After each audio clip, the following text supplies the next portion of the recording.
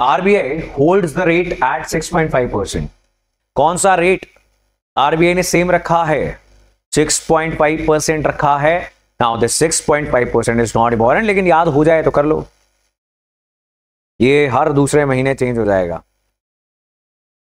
And अगली बार शायद ये चेंज होगा भी। Repo rate, exactly the rate at which central bank lends money to the scheduled commercial banks. वो ब्याज दर जिसपे सेंट्रल बैंक जो है वो सभी बैंक्स को पैसे उधार देता है। मनी सप्लाई को बढ़ाने या कम करने के लिए इस रेट में चेंजेस लाए जाते हैं। अगर इस रेट को कम कर दिया जाएगा और ब्याज कम हो जाएगा तो शेड्यूल्ड कमर्शियल बैंक्स को सस्ते में पैसा मिलना स्टार्ट हो जाएगा। वो अपने जो आगे कस्टमर्स को लोन्स देते हैं उसको सस्ता कर देंगे, सस्ते लोन्स ज्यादा लोग लेंगे, मनी सप्लाई इंक्रीज हो जाएगी। मनी सप्लाई जब लोगों के हाथ में ज्यादा होगी तो वो जाके ज्यादा चीजें डिमांड करेंगे, खरीदेंगे, जिससे ग्रोथ बढ़ जाएगी। तो रेपो रेट को कम कर दिया तो ग्रोथ बढ़ गई बिकॉज मनी सप्लाई इंक्रीज हो गई। सिमिलरली अगर महंगाई बहुत ज्यादा हो जाए, महंगाई क्या होता है कि डिमांड बहुत ज्यादा है, ऐसी है, दैट इज इन्फ्लेशन। सप्लाई के मुकाबले डिमांड का बहुत ज्यादा हो जाना। सो महंगाई ज्यादा है मतलब डिमांड ज्यादा है, तो what is the meaning of that? Money supply लोगों के पास बहुत ज्यादा है तभी जाके खरीद रहे हैं, पैसा है तो थोड़ा पैसा कम कर देते हैं। मनी सप्लाई को कम करने के लिए क्या करेंगे? ब्याज महंगा कर देंगे, रेट इंक्रीज कर देंगे, repo rate will be increased. Is fine. तो इस तरीके से रेपो रेट चेंज किया जाता है। इन्होंने अभी क्या किया? सेम रखा। लेकिन आरबीआई रेट के साथ साथ अपना स्टैंस भी बता के जाती है कि मेरा क्या स्टैंड है।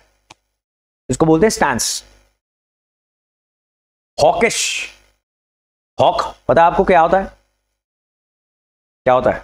It's a bird ready to kill, right? So hawk, hawkish stand होना मतलब ready to attack something, in this case inflation. ये आपने याद रखना। अब hawkish stands against inflation means what? कि हम इन्फ्लेशन के खिलाफ अटैक करने को तैयार हैं जी। ये हमारा स्टैंड है आने वाले दिनों में। अब जितने भी लोग प्रभावित हो सकते हैं उनको आने वाले दिनों में क्या करने वाले हैं, क्या कर सकते हैं, उसका एक अंदाजा देने के लिए स्टैंस बताया जाता है, राइट? हॉकिश का मतलब है इन्फ्लेशन पे अटैक करने वाले हैं, तो मतलब रेट्स इंक्रीज कर सकते हैं हम। Is this clear? हॉकिश का ऑपोजिट है accommodative stand. That means what? क्या करेंगे हम? हॉकिश में इंटरेस्ट रेट बढ़ा दिए थे, अकोमोडेटिव में इंटरेस्ट रेट कम कर रहा होता है आरबीआई। और अगर आरबीआई बोले कि withdrawal of accommodation is my stance, मतलब मैं पहले रेट कम कर रहा था अब नहीं करूंगा, अब बढ़ा सकता हूं, this fine, that is another stance. So पिछला जो स्टैंस था वो था विड्रॉल ऑफ अकोमोडेशन। अब उससे चेंज करके हम आ गए हैं न्यूट्रल में। विड्रॉल ऑफ अकोमोडेशन, व्यापारी खुश नहीं थे, क्योंकि अकोमोडेशन क्या होता है? अकोमोडेशन था कि ब्याज दर कम करेंगे, मनी सप्लाई ज्यादा होगी तो इन्वेस्टर को पैसा भी आसानी से मिल जाएगा, मनी सप्लाई ज्यादा होगी तो। विड्रॉल ऑफ अकोमोडेशन का मतलब है कि अब हम कम करना बंद कर रहे हैं और कम नहीं करेंगे। तो व्यापारी उदास है कि कर देते कम तो मुझे भी पैसा सस्ते में मिल जाता इन्वेस्टमेंट करने के लिए। लेकिन आरबीआई बोल रही है कि महंगाई बहुत ज्यादा है, विड्रॉल ऑफ अकोमोडेशन पर है। अब वहां से उठकर आ गए हैं न्यूट्रल के ऊपर। अब व्यापारी खुश है कि एटलीस्ट ये तो बोला कि ऊपर भी जा सकते हैं, नीचे भी जा सकते हैं, कुछ भी कर सकते हैं, हालातों के अनुसार देखेंगे आने वाले महीनों के इन्फ्लेशन का data.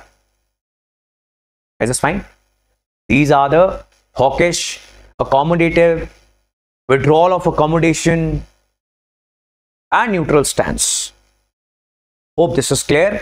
If you understand how increase or decrease in interest rate changes the money supply, you must be able to understand जो अभी हमने बात की है। Basically, inflation ज्यादा नहीं होनी चाहिए, तो अगर बहुत ज्यादा हो जाएगी तो इन्फ्लेशन के खिलाफ कदम उठाना पड़ेगा।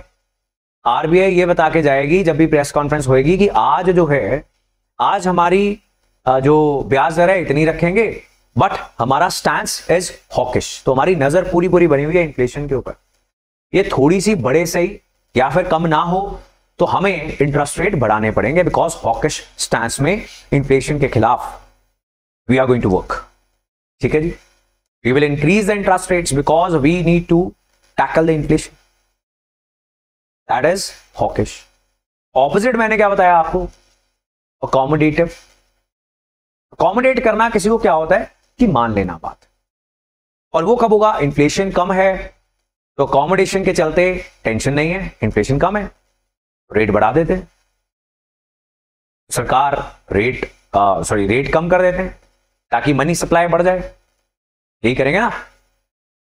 अब जब अकोमोडेशन चल रही है उसके बाद आरबीआई बोल रही है कि विड्रॉल ऑफ अकोमोडेशन, मतलब अब हम रेट कम करने बंद कर रहे हैं और नहीं कर सकते, महंगाई बढ़ गई है।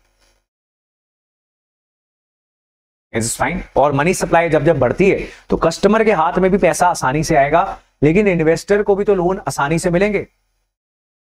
तो इन्वेस्टर हमेशा ये बोलता रहेगा कि अकोमोडेटिव स्टैंस होना चाहिए, और इसीलिए withdrawal of accommodative stance is not a good thing for the economy, for the investors, for the corporate sector.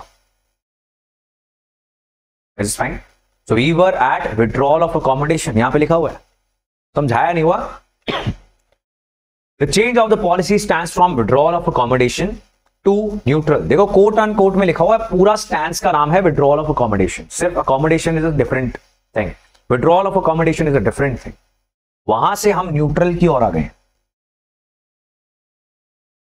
Is this fine?